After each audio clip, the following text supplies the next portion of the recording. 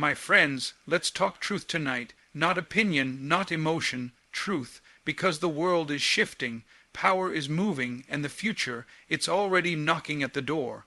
One nation is rising and another, tragically, is slipping. America, a place of reinvention, a place that stumbled, fell, got bruised, but refused to stay down. It learned, it evolved, it faced the mirror and asked the hard questions. Who are we? Who do we want to be? And then it got to work, not perfectly, not without conflict, but with conviction, with courage. Innovation became the currency. Ideas became the new oil. While others argued over tradition, America invested in transformation. Tech, AI, clean energy, space, quantum computing, realms where tomorrow is born. It didn't wait for the world's permission. It didn't ask for applause. It made progress because progress isn't polite, it's persistent. Meanwhile, on the other side of the globe, India, a land of brilliance, of history, of depth and color and spirit, a country blessed with minds sharp enough to change the world. But somewhere along the way, noise began to drown out vision. Division began to eat at unity. Pride took the seat where humility should have led. And suddenly distractions became direction, and that's right there. That's where the falling begins. You don't fall when you lose money. You fall when you lose purpose. You don't fall when others criticize you. You fall when you stop criticizing yourself. Progress isn't blocked by enemies outside. It's paralyzed by comfort inside. Look around America now. Immigrants building companies, scientists breaking barriers, students dreaming beyond borders. Why? Because belief is back. Not blind nationalism, real belief, earned confidence, fueled by discipline. Grounded in action, and look at India. Too many brilliant minds trapped in bureaucracies. Too many debates over past glories instead of future goals. Talent doesn't die, but it can be wasted. It can be ignored. And the greatest tragedy, not when the world forgets you, but when you forget who you could have been. This isn't about politics. This is about priorities. The world doesn't wait for you to figure things out. The world rewards the bold, the brave, the focused. And here's the uncomfortable truth while America is rising. It's not because it's perfect. It's because it adapts. It's because it listens, learns, and leads. India, it has the tools, it has the people, it has the potential, but potential doesn't guarantee progress. Effort does, unity does, vision does. So here's the wake-up call. If you want to rise, build. Not just buildings. Build values, build character, build systems that empower, not oppress. Build institutions that serve, not silence. Build a culture where success isn't limited by your background, language, or belief. Because in this race, this global race, hope is not enough. History is not enough. Only purpose backed by action brings the rise, and you know what the beautiful thing is. Falling isn't final, but staying down is. Any nation can rise, if it wants to, if it chooses to. The question is, who wants it more?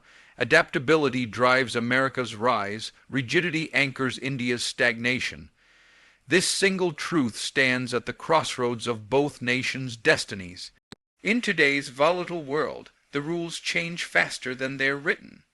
It is not the strongest that survive, but the ones most capable of adjusting, shifting, and responding with clarity and courage.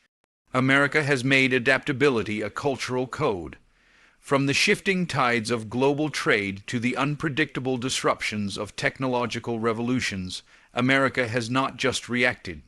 It has reimagined. The moment a system shows cracks, there's an urgency to innovate. It doesn't cling to what once worked. It tears it down if necessary, even if uncomfortable, and rebuilds something better. In the corporate sector, businesses pivot with market demands. When one industry declines, another is born in its place. Failure is not feared but accepted as part of the process. That cultural permission to try, to fail, and to adjust quickly becomes the oxygen of progress. In contrast, India, despite its brilliance and vast human capital, often finds itself paralyzed by rigidity. The systems that were supposed to serve the people have turned into mazes of red tape and protocol. There's a resistance to change that is deeply rooted in layers of tradition, pride, and an over-romanticized view of history. Bureaucratic hurdles slow the simplest reforms. Educational systems still cling to outdated syllabi, while the rest of the world prepares students for industries that don't yet exist. What should evolve becomes sacred. What should be questioned is protected, and that resistance costs the nation time it can't afford to lose. Adaptability doesn't mean abandoning identity. America hasn't let go of its ideals, it has simply evolved how they are expressed. Civil rights movements, gender equality, even debates over technology and ethics. All of these have shaped and reshaped the American narrative. The willingness to question itself, the courage to look inward and make uncomfortable choices, that's what fuels America's continual rise. It doesn't sit in its history, it moves through it. That is how a nation remains relevant. India, by contrast, often finds itself trapped in a kind of cultural inertia. There's immense reverence for the past, which can be a strength, but only if it doesn't become a cage. When change is seen as betrayal rather than growth, progress becomes nearly impossible. Generations of talent are forced to conform to molds that no longer fit the modern world. Young innovators are often told to wait, to obey, to respect systems that no longer serve them. The very creativity and problem-solving India is known for become stifled under the weight of rigid expectations. Look at how America responded to digital transformation. It was not the first to invent many of the tools, but it was the first to scale them, to integrate them into every corner of society. From education to defense, from startups to large-scale enterprise, digital adaptability became a national reflex. The government partnered with private players to push the envelope. Regulations were debated, but also quickly amended to make space for growth. This agility allowed America to dominate in sectors like artificial intelligence, biotech, and renewable energy, setting the tone for future industries. India, meanwhile, has the talent but often lacks the environment to unleash it. Bureaucratic bottlenecks, inconsistent policies, and an overwhelming fear of disruption keep the nation slow-footed in a fast-moving race. The startups exist. The intelligence is undeniable. But when you take sharp minds and place them in rigid systems, their brilliance dims. Innovation doesn't just need ideas. It needs space, freedom, and encouragement to challenge the status quo. In America, adaptability is taught early. Schools encourage debate, questioning, collaboration. Failure is part of the lesson plan. In India, obedience is often valued over originality. The cultural mindset leans toward conformity. Even when reforms are introduced, they are met with resistance not just from institutions, but from within communities conditioned to believe that change equals danger. This is not a question of capacity. It's a question of mindset. One nation asks, "What's next?" The other two often asks, "Why change?" That difference in questioning defines the paths they take. America learns from discomfort, while India avoids it. America welcomes disruption and uses it as a ladder. India, in many cases, fears that disruption will break the entire structure. But in a world where the only constant is change, refusing to adapt is the most dangerous position of all. Innovation is America's engine. Distraction is India's derailment. In the great race of nations, it's not the size of the population or the wealth of the land that determines who leads. It's the force of innovation and the clarity of purpose. America has made innovation its default mode of operation. The culture rewards those who think differently, who break the mold, who question existing systems and dare to build something new. The entire economic structure supports it. Venture capital flows into bold ideas. Universities act not just as centers of learning, but as laboratories of transformation. The government collaborates with private industry to accelerate breakthroughs. In this environment, failure is not a disqualification. It's a rite of passage. It's a badge of experience that says someone tried, learned, and returned stronger. On the other side, India is a land of ideas, intelligence, and ancient wisdom. Yet despite this, its innovation often gets stalled, not by lack of talent, but by the weight of distraction. There is too much noise, too much division, too much energy spent on debating identities, ideologies, and history rather than focusing on building the future. The media focuses on controversy more than creativity. Political discourse is obsessed with power games more than policy revolutions. Instead of channeling its massive youth population toward creating the next global breakthrough, too many are pulled into irrelevant arguments and emotional traps. The engine is there, but the wheels are spinning in mud. America has mastered the ability to focus national energy towards solving big problems. Whether it's space exploration, cybersecurity, clean tech, or health innovation, the strategy is clear. Find a challenge, gather the minds, allocate the funds, and push boundaries. The moon landing, the Silicon Valley boom, the development of mRNA vaccines, all are examples of how America identifies a goal and then organizes itself to achieve it. There's alignment between its academic institutions, its private sector, and its public vision. This ecosystem doesn't just support innovation, it demands it. India, by contrast, too often finds itself with misaligned priorities. Its scientists and thinkers frequently make groundbreaking contributions on the global stage, but they do so outside their homeland. Brain drain is not just a statistic, it's a symbol of lost potential. Within India, innovation is often treated as an exception, not the expectation. The policies don't always match the rhetoric. The support systems for startups, for tech infrastructure, for R&D funding, these exist, but they're inconsistent, often tangled in bureaucracy or delayed by political infighting. When you spend more time managing obstacles than creating breakthroughs, the momentum dies. In America, children grow up seeing innovation all around them. The stories they hear are of inventors, entrepreneurs, game changers. They're taught that change is not only possible, it's necessary. There is pride in being the one who challenges the old way and builds the new. The education system encourages experimentation, and even when it fails to serve all equally, the dominant mindset is rooted in invention. In India, the story is different. Too often the focus is on memorization over creation, compliance over curiosity. The brightest students are funneled into systems that prepare them to pass exams, but not necessarily to solve problems. The hunger is there, but the diet lacks nutrients for innovation. While America is launching AI products, building neural chips, and planning manned Mars missions, India is still embroiled in regional disputes, communal narratives, and political polarization that absorbs national attention. The headlines are rarely about the next scientific breakthrough.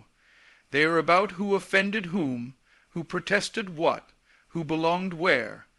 This distraction isn't harmless. It's expensive. Every day spent arguing over identity, politics, is a day lost in the innovation race. Every resource diverted to ideological conflict is a resource not spent on scientific research, digital infrastructure, or entrepreneurial growth. America's innovation engine runs because the entire system is wired to solve, to move, to grow. It celebrates the disruptor, the misfit, the genius. It doesn't always get it right, but it doesn't stop trying. The hunger to stay ahead fuels investment, regulation, education, and ambition. In India, the hunger exists, but the focus is scattered. Innovation requires silence, attention, direction. It requires long-term thinking in a world distracted by short-term outrage. Distraction might feel like movement, but it doesn't take a nation forward. It wears it out. While one country engineers the tools of tomorrow, the other must decide whether it will continue watching or finally begin building. America invests in future technologies. India debates past ideologies. The direction a nation takes is a reflection of what it values most. Progress or nostalgia, vision or memory, building the new or protecting the old. America, for all its imperfections, understands the power of momentum. It doesn't wait for consensus before pushing into uncharted territory. It invests heavily in what's next: artificial intelligence, space exploration, biotechnology, renewable energy, quantum computing, and defense systems built for tomorrow's warfare. The government sets aside billions for research and development. Private companies pour funds into experimental labs. Universities collaborate with industries to create innovations that not only change markets but reshape lives. It's not a question of whether the technology will succeed. It's a recognition that the future demands effort today, while America pours resources into advancement. India finds itself entangled in ideological disputes rooted in identity, religion, caste, language, and regionalism. These debates, loud and exhausting, dominate the headlines and paralyze policymaking. Energy that could be focused on upgrading infrastructure, modernizing education, or building digital ecosystems gets redirected into protecting ideas from centuries ago. Entire political campaigns are run not on futuristic blueprints, but on interpretations of history. Instead of asking how to lead the next industrial revolution, too many voices ask who was right in the last century's conflict. This obsession with ideological battles may win votes, but it loses decades in development. America recognizes that technology is not optional, it's existential. Its leadership in artificial intelligence isn't accidental. It's the result of a coordinated ecosystem that starts in elementary schools and reaches all the way to billion-dollar think tanks, robotics competitions, coding boot camps, NASA, internships, DARPA project. Each of these builds a generation that not only understands technology but creates it. There's a cultural respect for the builder, the inventor, the dreamer who sees what could be and dares to build it into reality. In India, there is no shortage of such minds, but the environment to nurture them is not always prioritized. Talented youth often find their aspirations crushed by rigid academic systems or lack of access to funding, resources, or mentorship. When you invest in future technologies, you're not just building devices. You're building defense, economic growth, national pride, and global influence. America understands that whoever dominates I will control the next battlefield, the next economy, the next form of civilization itself. India, with its demographic advantage and massive tech talent pool, should be standing beside or ahead of America in this race. But internal divisions and political polarization drain the national willpower. The focus turns inward, dissecting cultural narratives, rewriting textbooks, defending or attacking religious customs. The laboratory becomes a courtroom. The debate shifts from progress to protectionism. America's investment in space is another example. Private companies like SpaceX are doing what once only governments could. The goal is not just to go to space, but to colonize it, to use it, to make it part of the economic ecosystem. It's long-term thinking, the kind that spans decades. India has a space program with incredible achievements on limited budgets, but its future expansion is held hostage by inconsistent policies, insufficient investment, and limited global ambition. While America is planning asteroid mining and Mars habitation, India is still trying to convince itself that dreaming that big is even necessary. The difference in mindset is stark. America sees challenges like climate change and energy crises as opportunities for technological leadership. It doesn't debate whether solar power or electric vehicles fit a historical narrative it acts. India, in contrast, often gets stuck in political arguments about whether certain technologies benefit one region or religion more than another. Instead of becoming a unified force for innovation, the nation becomes a divided arena for ideological control. And in that chaos, urgency is lost. A country cannot move toward the future while chained to the past. Remembering history is important, but worshiping it can be dangerous when it blinds a nation to its current needs.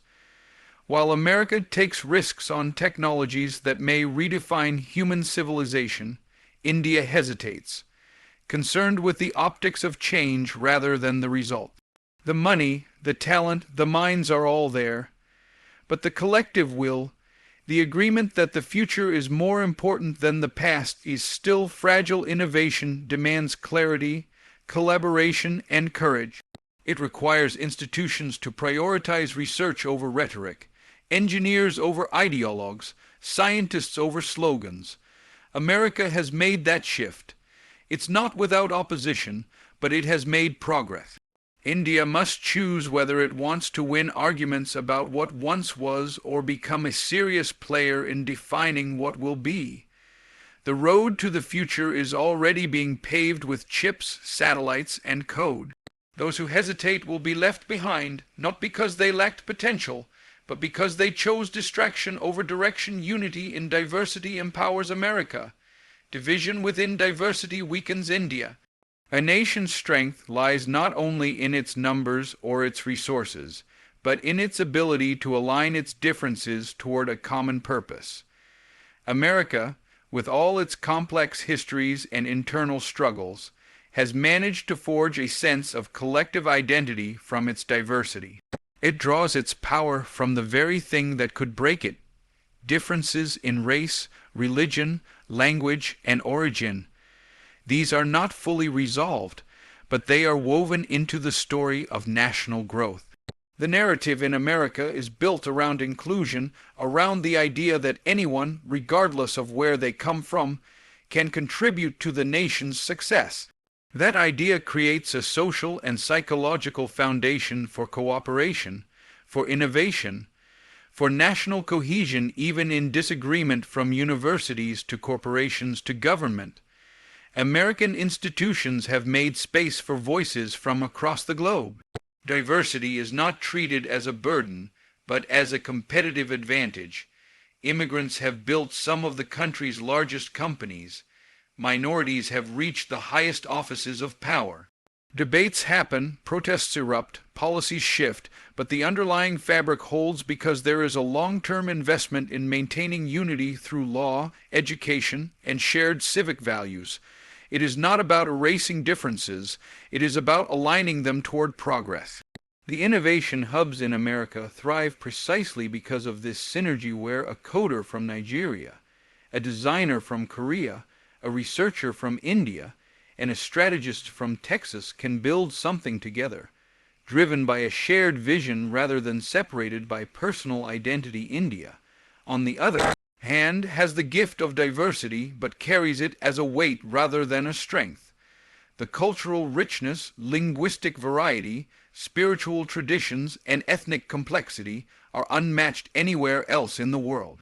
But instead of being fused into a collective force for national uplift, these elements are often used as tools for separation. Political systems exploit these differences, turning communities against one another for short-term gain. Elections are won not through unity, but through division, not through shared vision, but through identity-based mobilization. The damage of this approach extends beyond politics. It seeps into daily life, into hiring practices, education policies, regional development, and social trust. Where America builds coalitions, India builds silos. Where America creates platforms for dialogue between differences, India builds walls of suspicion. The result is a fragmented national mindset, One region may celebrate a scientific milestone, while another region debates whether the same success threatens its cultural values. One group may push for digital transformation, while another resists based on ideological grounds. These internal contradictions slow down progress, prevent cohesive policymaking, and sap the collective energy that should be fueling the nation's rise. Diversity becomes a battlefield rather than a blessing, a liability rather than a legacy in America, media, and education, flawed though they have frameworks to encourage understanding across divides. Children are taught about various histories, global perspectives, and the principle of equal rights under law. In India, textbooks are often edited to suit political interests, and narratives are shaped to promote one world, you over another. The result is generational mistrust. Communities grow up not just unaware of each other, but actively misinformed, seeing others through lenses of suspicion or competition. That cultural separation manifests in everything from housing patterns to voting behavior to resource allocation. National unity doesn't mean uniformity. It means purpose-driven coexistence. America has had its crises: racial injustice, immigration tensions, political polarization, but it continually returns to a central idea of belonging. That sense of shared space allows its people to argue fiercely and still build collectively. In contrast, India's differences are too often treated as permanent lines of division. The lack of inclusive national storytelling keeps people from feeling like they are part of the same project. Without that emotional buy-in, policy means little. Technology becomes an elite tool rather than a national transformation. Progress becomes regional rather than national. The workplace tells the same story. American companies are expected to hire inclusively, to build teams that reflect the broad spectrum of society. In India, biases rooted in caste, religion, language, and geography still influence hiring and promotion. Talented individuals are filtered through inherited prejudices. The country loses not because it lacks capable people, but because it fails to bring them together. Teamwork suffers when trust is low. Collaboration breaks down when social barriers remain high. The nation's best minds remain locked in competition rather than united in common cause. This divide is more than a cultural issue. It's a structural one. The systems in America, through law and policy, attempt to create equal access to opportunity. And while the execution is far from perfect, the intent drives reform. In India, the intent itself is often undermined by political calculations and social resistance. Until the country embraces its diversity as a strategic asset rather than a political weapon, it will continue to move forward in fragments rather than as a whole. Thank you.